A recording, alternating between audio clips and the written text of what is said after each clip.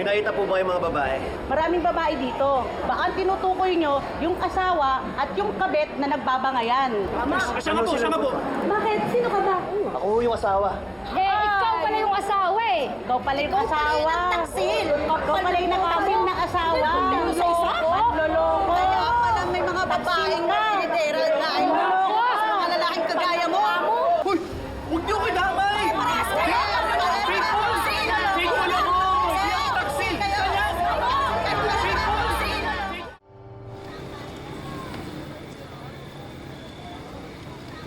Akala mo ba nagbibiro ako? Hindi lang ako ang sinaktan mo, si Daddy din. Kaya kulang ang kamatayan na ayos ang ginawa mo.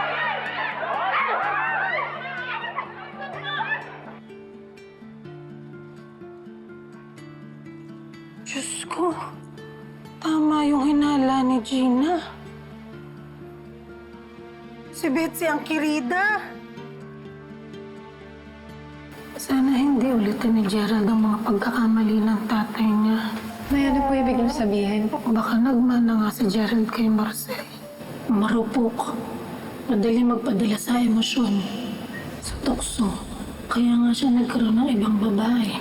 Nagkaanak pa siya doon. Kuya mo. Anong nangyari, Nay? Nahuli sila ng ate Gina mo. Nahuling ano po? May relasyon sila ni Betsy. Ano?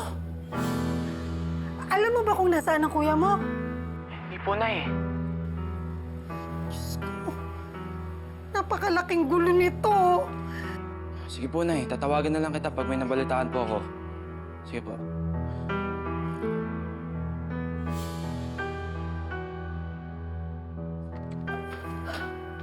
Tonet, nakita mo na ba to? Ang taong hindi nagtapat sa asawa, mas masahol pa sa malang siyang isda.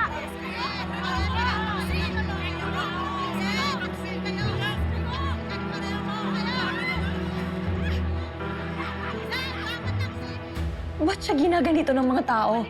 Anong ginawa niya?